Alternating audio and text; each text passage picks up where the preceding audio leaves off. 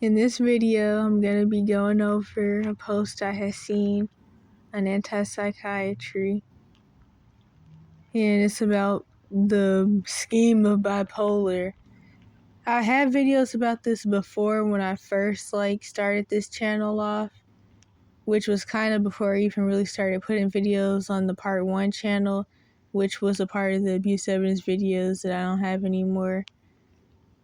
But back when I did first make this channel, I had videos on there about how the mental health system kind of played foster care. That was before I had even pieced together the whole cash for kids system, or even started using the term cash for kids system. But of course that video got deleted way back when that whole thing happened, where Defect/CPS snitched about the fact that I had 1,950 plus abuse evidence videos, and then got most of them deleted. But of course, when I made that video, the original video about where I mentioned this whole bipolar lie, that wasn't 2020. The whole Defect/CPS thing didn't even happen till 27. Well, the whole shebang started off 2/17/22, but the videos were deleted by I think it was 2/28/22. I'm pretty sure. But yeah, so anyway, I see so many people saying they have bipolar, but I really don't believe they do. The authors concluded that 67% of patients were overdiagnosed with bipolar disorder. Goldberg, ETAL, I don't really know what all that means, but perspective is bipolar disorder is being overdiagnosed, and then there's some links which you could screenshot, and then you put this on, what is that thing called? Google Lens. But I mean, I could put the links in the description, but if this post is even still up, then I have to look for it. Anyway, I watched a documentary once about a guy who had bipolar. It was quite shocking. He would go for weeks being in this manic phase of doing absolutely insane stuff. It's not funny, but I'm thinking about things I've seen in documentaries I've watched. But anywho, he couldn't work or focus or anything. It was just completely manic.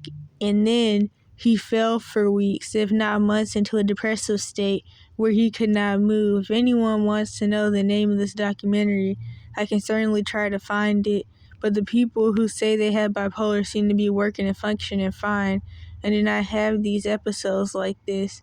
I think a lot of doctors overdiagnoses, which again allows them to give you more pills. Wait. Yeah, I think there's a little bit of typos in there, but this is definitely true. And the same thing was said about the cash for kids system part, or the children mental health facilities.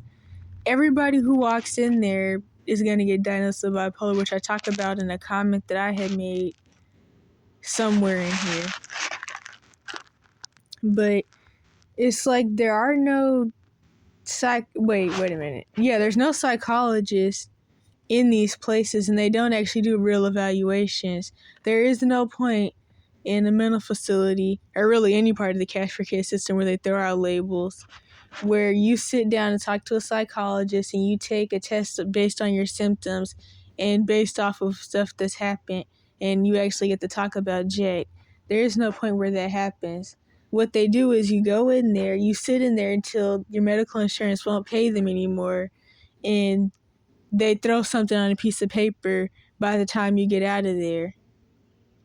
And they drug you the whole time you're in there, even before they start giving you a label. So one person said, yeah, I think most bipolar is just trauma responses coming out in unfiltered ways. So if you've been watching my videos, you already know that I've been debunked all of this. And I realized while I was piecing together the whole cash for kids system that mental illness actually comes from trauma. And the whole chemical imbalance thing is a lie, but I've been meaning to make a video about that part, because the thing is, if your mental illness isn't coming from generational trauma or trauma that you just experience yourself, which revolves around the whole breaking down of the soul, which happens in trauma, which I already have videos about that. If it's really not from trauma or generational trauma, then what that means is your gut health could be messed up. You're not eating something you're supposed to eat. This is if the chemical imbalance thing is true. But then also, it was said in one of the videos that I put in the spiritual side of mental illness playlist, apparently there's also spirits that cause chemical imbalance. But if the chemical imbalance is actually natural anyway, your gut health is messed up, you're not eating something you're supposed to eat, maybe you have some other type of physical health issue, but it's stuff like that. Then there's also the whole stuff that's put in the food and all that stuff that could be messing you up. But really, with people who fall victim to the mental health system and the cash for care system in general, it's always trauma based. It's never any real chemical imbalance. It's just straight trauma. Another thing that I should add is that people who do get the bipolar label, which of course they never really actually have it, but the people that do get it have it for a similar reason that people commonly get schizophrenia or DID and hypersexuality disorder, which I guess is why they now just try to act like hypersexuality disorder is just a part of the quote-unquote manic states of bipolar. But anyway, it's usually from sexual abuse.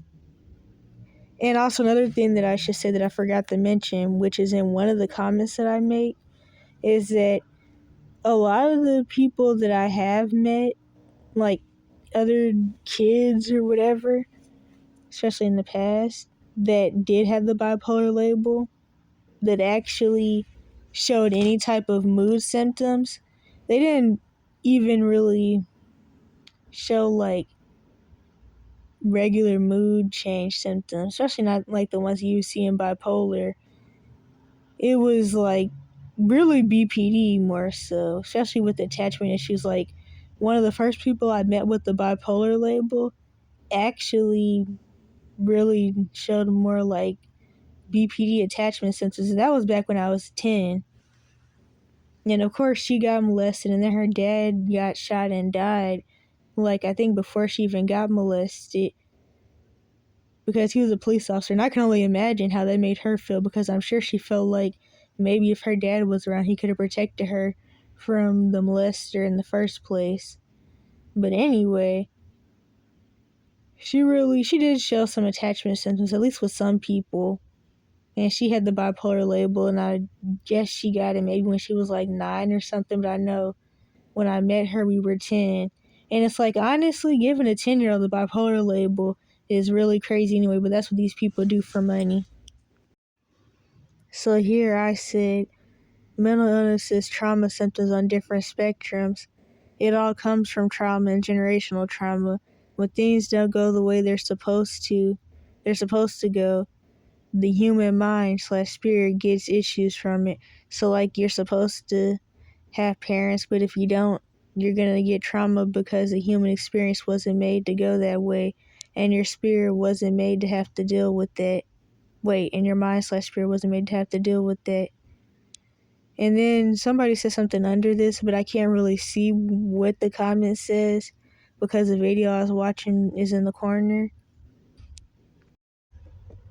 And here I said, yep, I know, at least in the cash for kids system part, there is no real evaluations done in these mental institutions. They don't even have psychologists or therapists in them. The few institutions that do have a therapist only have one that you have to beg to even see, not only beg but fight over when they're actually there.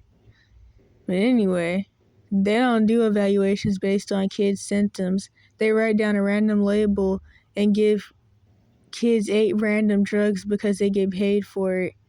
And it's not even just because of that, because of course the people at the top of these systems, they print the money. That's why really it's just about the agendas behind this. One, the fact that people just like hurting people. And also the communist agenda that I talk about all the time, which revolves around traumatizing people, turn out and traumatize the kids, and they never become fully functioning adults that can think for themselves. So that way they'll go along with any agenda that'll be pushed, and they're easier to brainwash. Just like, well, I don't even know if I have a video about this on here. Kind of just like what was done in slavery and even in sex trafficking, or at least global sex trafficking, where, slavery they called it buck breaking. And then there was also something else called Willie Lynch syndrome, which also kind of revolved around buck breaking. And both of those were forms of trauma-based mind control. That's exactly why I eventually came to the realization that child abuse is actually an agenda, not a coincidence. But anyway, anywho, where was I? But yeah, so even if money didn't exist, people would still do stuff like this. They may even give a diagnosis to help the abusive relatives push a narrative, because the cash for kids system staff get paid to help people abuse their kids. Overall, they diagnose everyone who comes in the facility with bipolar. I remember how one time me and the other kids were making jokes about how dumb the doctors were for giving a girl who obviously has BPD, maybe even what's known as quote-unquote autism due to sensory issues, the bipolar label. They could care less about actually evaluating anyone. But hey, all the labels, I don't know. I don't really know how to spell labels, to be honest, but will give you a bad rap and get you treated like crap. So I guess sometimes it doesn't make much of a difference. With that being said, I have never met a kid with the bipolar label who actually shows any symptoms of bipolar. Abused kids get the bipolar label for the same reason as ADHD and ODD, which is getting mad easily and getting into fights often, or sometimes just for nothing, because, of course, in a system that's there to throw labels on people, you don't really have to do anything to get the label thrown on you. And there's a lot that I could say about that. It's just like throughout my years in the Cash for Kids system, I just realized a lot of different things about how people are and how things work, and about how when you're in certain areas with like messed up people, or when you're just in certain situations where you're constantly thrown into places with messed up people, everything is kind of like mental warfare, to be honest. It's like you're constantly combating gaslighting, you're constantly being told different things to try to make you feel like you and the other victims are the bad guys, and that you somehow did something to deserve what's happening. It's like these systems just run like, they're like cults, basically. It's like abusive people that honestly have issues themselves that they don't want to admit they have, or that they try to act like aren't that bad. It's like they try to force their reality onto you, and then you have to suffer because of somebody else's delusions. But anyway, at the end, I edited this in. I forgot to mention the mental health system is Munchausen by proxy. And that's something that I also somewhat recently came to grips with. Because it's like they tell people that they have issues that they don't have, and that halfway even really exist until the person really believes it. And like I've said a couple of times before in other videos, after a person gets a mental label, they actually get worse to try to fit diagnosis criteria, or whatever, however it's pronounced. So yeah, after they get the label, they get worse. And that kind of reminds me of how things were with my Munchausen, where when I was being told that I had issues that I didn't have, since I was, for one, being gaslit and brainwashed and stuff, and I also didn't really know what any of the mental labels meant, I just did whatever I thought somebody with whatever mental label was supposed to do at times. But of course, I kind of like got out of it. It was really mostly when I was on the drugs that I did that, because the drugs will make you really stupid, and they'll make you go along with anything, and they'll make you go along with gaslighting and all that stuff, which is part of why they put people on neurotoxin psychotropics anyway. But there's also other reasons, especially like when you're actually in a facility. I mean, there's some of those, well, really all of them, but there's some ones that have worse coma side effects, like the shots.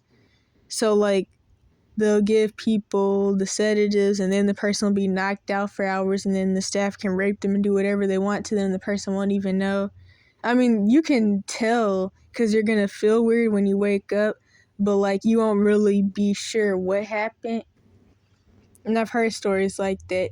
Me personally, the one time I did get sedatives when I was 12, it didn't even put me to sleep. It just paralyzed me from the waist down for 5 days. And the psychiatrist was asking me why I hadn't got up, like I wasn't paralyzed and couldn't even get off my stomach. And then I was really upset because I couldn't really eat either. And they weren't helping me do that. And so they just had to like sit the food on my bed, and then I just grab stuff. And yeah, that was pretty bad. But honestly, not that I want to like try to downplay stuff, but all the other stories I've heard about people getting sedatives were way worse. And part of it was because they actually went to sleep because of it. It didn't knock me out. I don't know if it was supposed to or not. And all that was because I asked to make a phone call. But here's another comment from some other people. Most people believe bipolar are simply mood swings that happen daily, which everyone who isn't a psychopath has to some extent.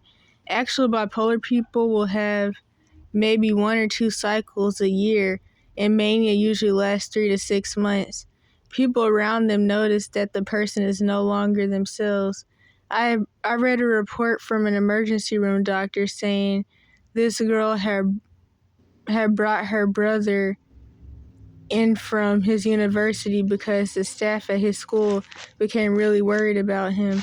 He said he'd been sleeping less than an hour a night for over a month. He'd wrecked 3 cars in a week.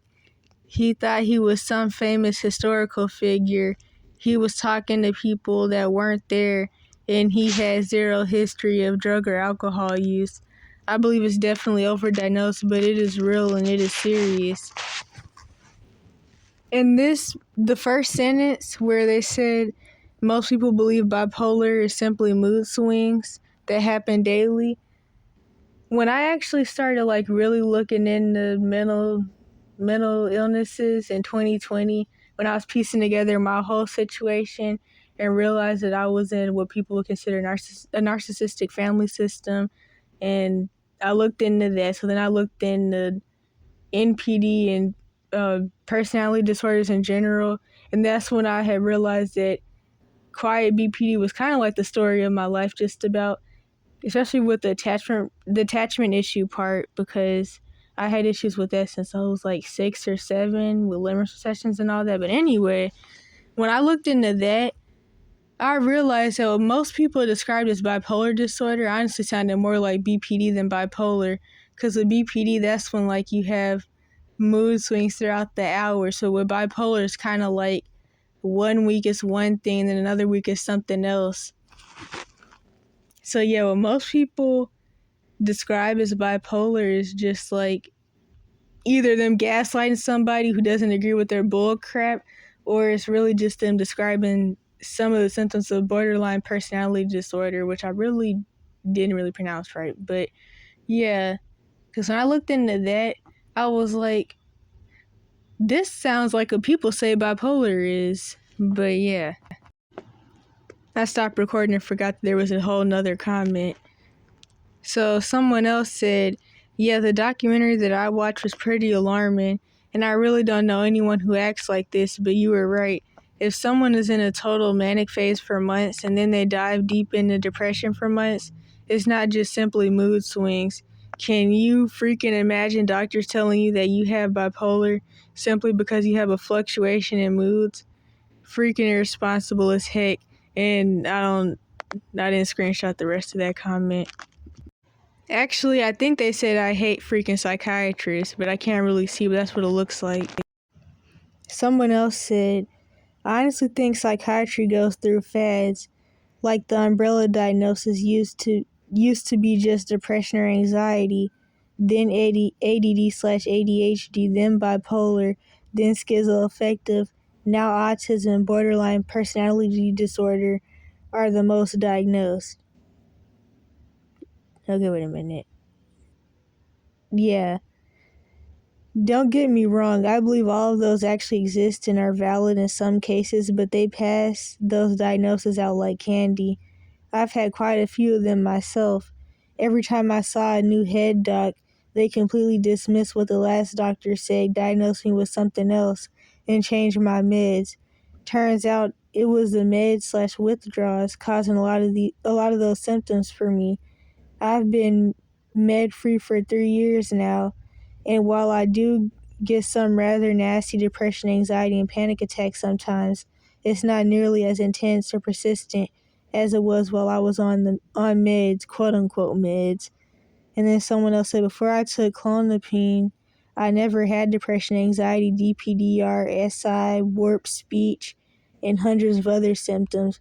But I was given clonopine for ringing in my ear, and now I'm on disability and basically bedridden and sick with heart problems all the time.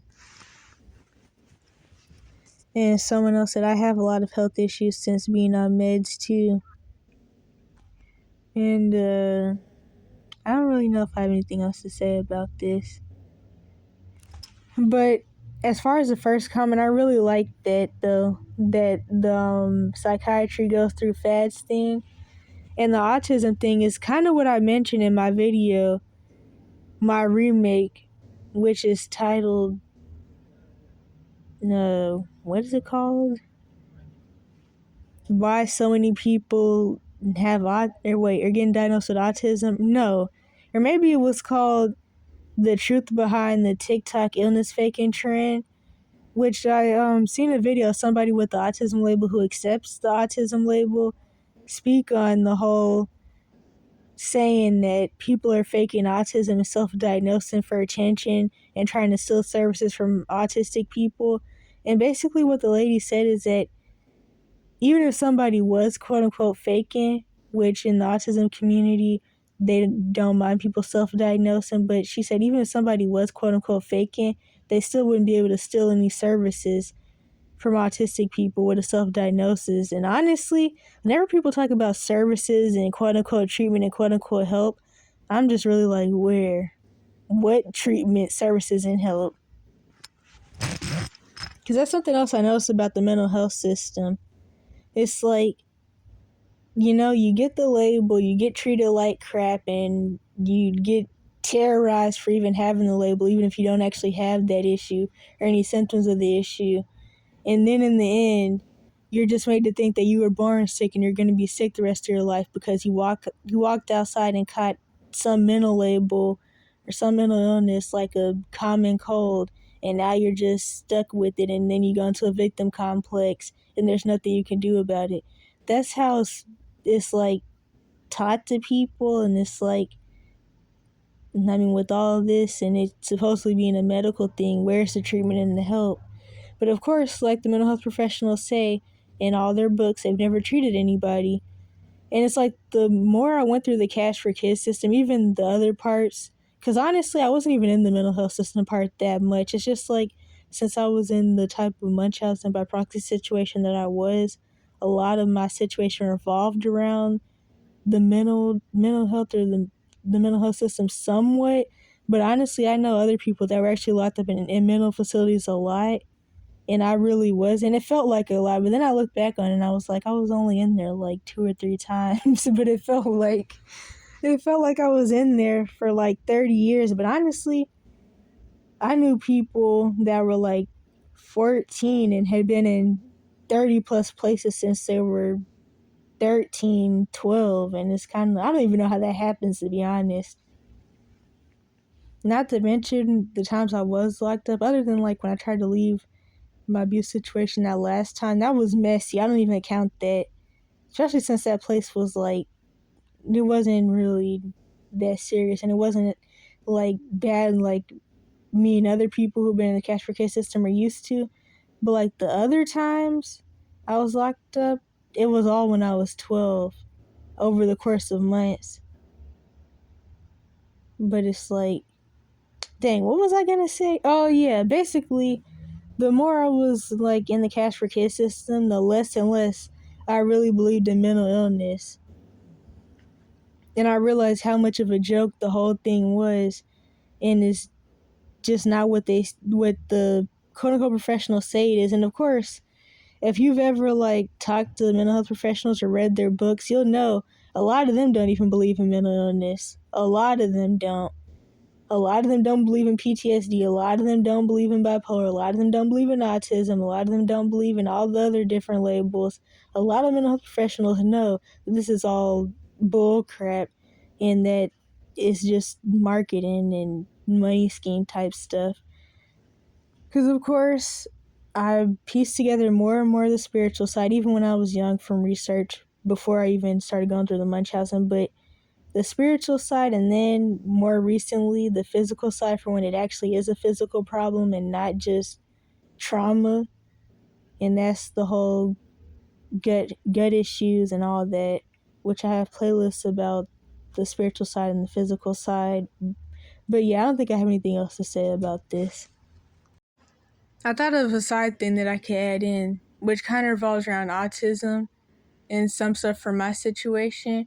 I did actually try to make a video where I talked about this, but then the sound wasn't there, and then I felt mad, and then I was like, I just talked to myself for 17 minutes.